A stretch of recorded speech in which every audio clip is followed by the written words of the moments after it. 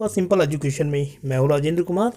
आज की इस वीडियो में हम लोग बात करेंगे आप लोगों की सामाजिक विज्ञान की वर्कशीट नंबर 36 के बारे में। यह वर्कशीट भूगोल की पाठ्यपुस्तक के दूसरे अध्याय भूमि, जल, प्राकृतिक वनस्पति एवं वन्य जीवन संसाधन से ली गई है और इसमें हमें भूमि के बारे में जानकारी दी गई है। तो सबसे पहले हम जानेंगे कि इस वर्कशीट में हमें भूमि के बारे में क्या जानकारी दी गई है और उसके बाद हम देखेंगे कि इस वर्कशीट में जो प्रश्न हमारे सामने दिए गए हैं हम कैसे उनके जवाबों को लिख सकते हैं। तो चलिए बिना वक्त जाया किए हुए हम लोग आरंभ करते हैं अपनी आज की इस वर्कशीट में भूमि का अध्ययन।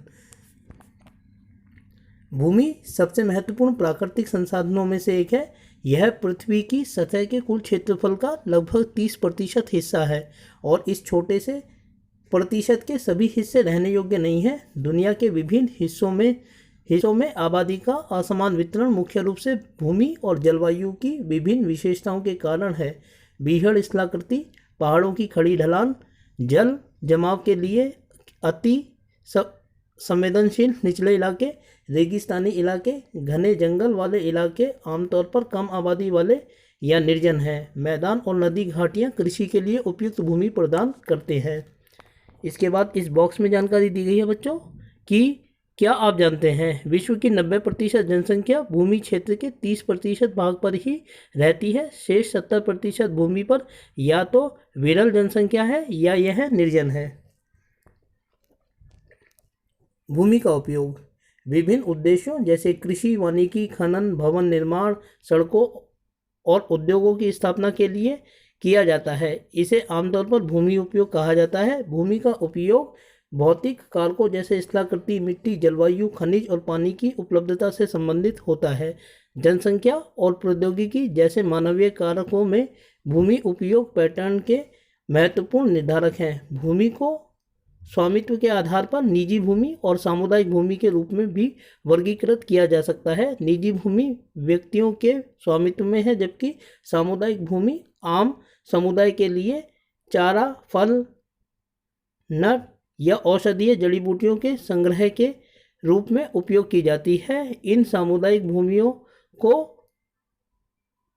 आम संपत्ति संसाधन भी कहा जाता है। इसके बाद भूमि के उपयोग के बारे में बताया गया है दोस्तों। खनन के लिए, सड़कों के लिए, उद्योगों के लिए, कृषि के लिए और वनों के लिए आदि।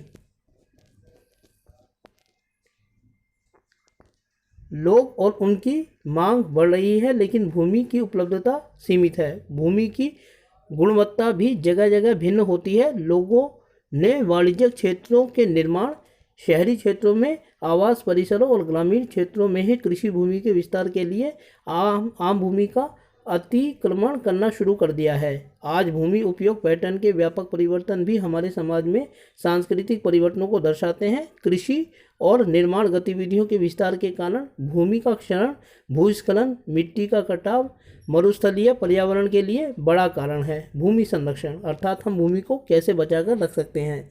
बढ़ती जनसंख्या और उनकी बढ़ती मांग के कारण वन आवरण और कृषि योग्य भूमि का बड़े पैमाने पर विनाश और इससे प्राकृतिक संसाधन खोने का डर भी पैदा किया है। इसीलिए भूमि की गिरावट को वर्तमान दर को रोकना होगा। वनों की कटाई, भूमि पुनर्ग्रहण, रासायनिक कीटनाशक और उर्वरकों का अनियमित उपयोग और अतिवृष्टि पर जांच भूमि संसाधनों के संरक्षण के लिए उपयोग किए जाने वाले कुछ सामान्य तरीके हैं। दोस्तों ये थी भूमि के बारे में हमारी आज की वर्कशीट। अब इसके बाद हमें 3 सवाल दिए गए हैं इस वर्कशीट में जिनका जवाब हमें लिखना है। तो पहला सवाल है कि हमारे लिए भूमि क्यों आवश्यक है। इसका जवाब हम इस तरीके से लिख सकते हैं क्योंकि मानवीय आवास सहित सभी मानवीय क्रियाएं भूमि पर ही की जाती हैं। दूसरा सवाल है कि वन क्षरण के किन्हीं 2 कारणों को लिखिए। वन उन्मूलन और अति पशुचारण 2 कारण हैं जिनकी वजह से भूमि क्षरण होता है। तीसरा सवाल है कि भूमि क्षरण से बचाव के क्या तरीके हैं। इसके बारे में हम लिख सकते हैं कि वृक्षारोपण, और रासायनिक उर्वरकों का उपयोग ना करना, ये दो ऐसे तरीके हैं जिनके माध्यम से हम भूमि क्षरण को रोक सकते हैं। तो दोस्तों, ये थी आप लोगों की आज की सामाजिक विज्ञान की वर्कशीट नंबर 36। उम्मीद करता हूँ कि आपको वीडियो अच्छी लगी होगी, और साथ ही आपसे अनुरोध करता हूँ कि यदि वीडियो अच्छी लगी तो वीडियो को लाइक करें और चैनल को सब्सक्राइब करें। साथ ही आगे आने वाली वीडियोस को देखने के लिए बने रहें मेरे साथ मेरे इस यूट्यूब चैनल पर, जिसका नाम है सिंपल एजुकेशन। वीडियो को देखने के लिए आपका बहुत बहुत धन्यवाद।